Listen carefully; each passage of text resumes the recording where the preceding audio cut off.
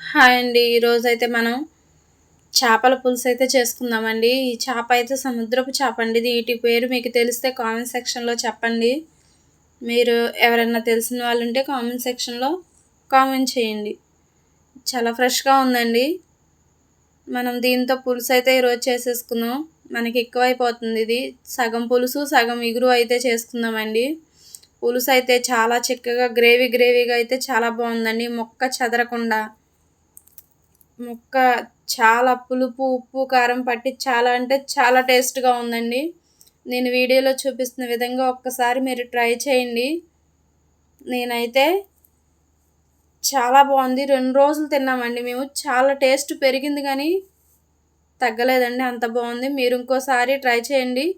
మీకు ఇది చేప పేరు తెలిస్తే కామెంట్ చేయండి. లేకపోతే నేను వీడియో లాస్ట్‌లో ఈ చేప పేరైతే చెప్తానండి. మీలో చాలామందికి తెలిసే ఉంటుంది. ఇప్పుడు మనం వీటిని శుభ్రం చేసుకొని వచ్చేద్దాం. ఇప్పుడు ఈ ముక్కల్ని చక్కగా క్లీన్ చేసుకొని వచ్చేసానండి. కట్ చేసుకుని వీటిని ఒక 2, 3 సార్లు శుభ్రంగా కడిగేసుకోండి. చూసారా నేను వీడియోలో చూపిస్తున్న విధంగా ఈ సైజులో అయితే కట్ చేసుకోండి. ఎందుకంటే పెద్ద సైజులో లావుగా కోస్తే ముక్కలైతే ఉప్పు కారం పట్టమండి. ఇలా కోస్తేనే ఉప్పు కారం పడతాయి. మీరు కట్ చేసుకునేది ఒక అంగుళం ఉంటే చాలండి. అంగుళం సైజులో అయితే కట్ చేసుకోండి. ఆ మంద ఉంటే చాలు. చక్కగా బాగుంటుందండి. చేపల పులుసు ఎప్పుడు చేసినా సరే ఇలానే కట్ చేసుకోండి. మీకు ఉప్పు కారం బాగా పడుతుందండి.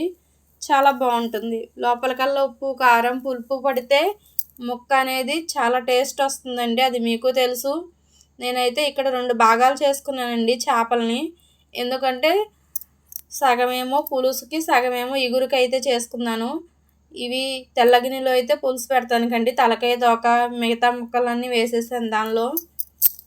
ఇప్పుడు వీటిని మనం ఏమేం కావాలో వీటిల్లోకి చూసేద్దామండి. సరిపడా కారం వేసుకుంటున్నానండి. ఈ ముక్కల్లోకి అయితే సరిపడా కారం వేసుకోండి. ఒక 2 స్పూన్ల దాకా వేసానండి నేను కారం. చేపల కూరలో కొంచెం కారం ఎక్కువే పడుతుందండి. ముక్కలకు సరిపడా ఉప్పు అయితే వేసుకున్నాను. మీ టేస్ట్‌కి తగ్గట్టు మీరు వేసుకోండి. నేను మళ్ళీ కర్రీలో వేస్తాను కాబట్టి కొంచెం ఆయిల్ వేసుకుని బాగా అయితే కలుపుకుంటున్నానండి. ఎందుకంటే మనం ఉప్పు, కారం మళ్ళీ కర్రీలో కూడా వేస్తాం.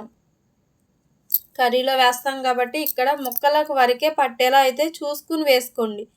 మీ టేస్ట్‌కి తగ్గట్టు నేను ఎంత వేయమన్నాను అనేసి అంత వేసేసుకోకుండా మా ఇంట్లో కొంచెం కారం ఎక్కువే తింటామండి. అందుకనే నేనైతే కొంచెం ఎక్కువే వేసుకున్నాను. కారం తక్కువ తినేవాళ్ళు ఉంటారు. మళ్ళీ కర్రీలో వేసి, దీనిలో వేసి ఎక్కువైపోతుంది. చూసుకొని వేసుకోండి. వీటిని వీడియోలో చూపిస్తున్న విధంగా బాగా కలిసేలా అయితే కలపండి. ఇప్పుడు దానిలో ఉన్న అడుగున నూనె చూడండి. అడుగుకెళ్ళిపోయింది నూనె. పైకి తీసుకొచ్చి మొత్తం అడుగునున్న ముక్కలను కూడా పైకి తీసుకొచ్చి మొత్తం అంతా బాగా కలుపుకోండి.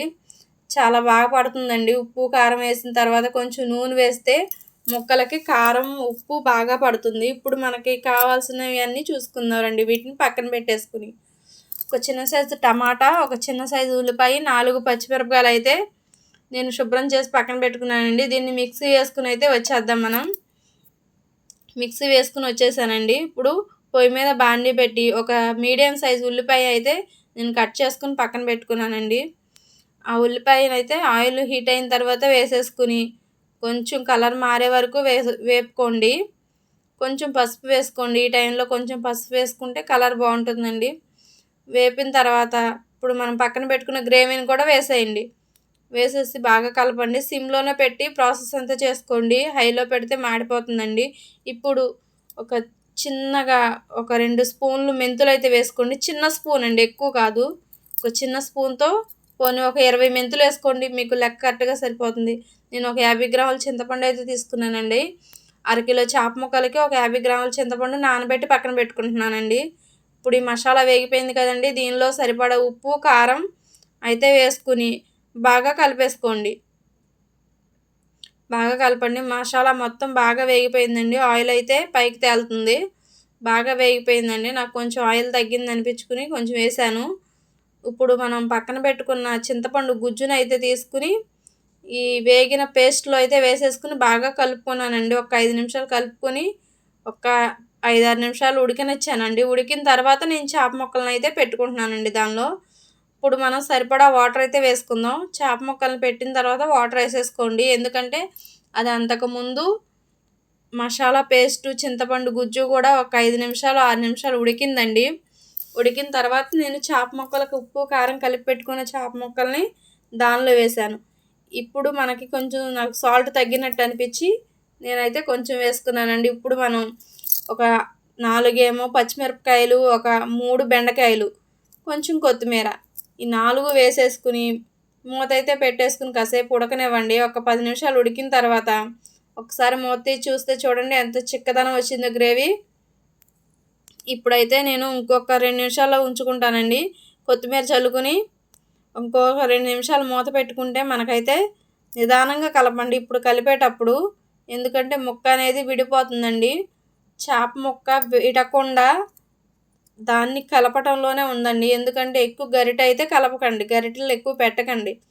ఇప్పుడు మనకి సగం ఉడికింది కదండి. సగం ఉడికిన తర్వాత అల్లం వెల్లుల్లి పేస్ట్ ఇప్పుడు వేసుకున్నానండి నేను. ఇప్పుడు వేసుకుని ఒక 5 నిమిషాలు ఉడికించుకున్న తర్వాత నేనైతే తీసేసానండి. ఇక స్టవ్ ఆఫ్ చేసేసి కొంచెం కొత్తిమీర చల్లి పక్కకైతే పెట్టేసుకున్నాను. చూడండి ఎంత చిక్కగా గ్రేవీ అయితే వచ్చిందో. ఇట్లా మీరు కూడా ట్రై చేయండి నేను వీడియోలో చూపిస్తున్న విధంగా.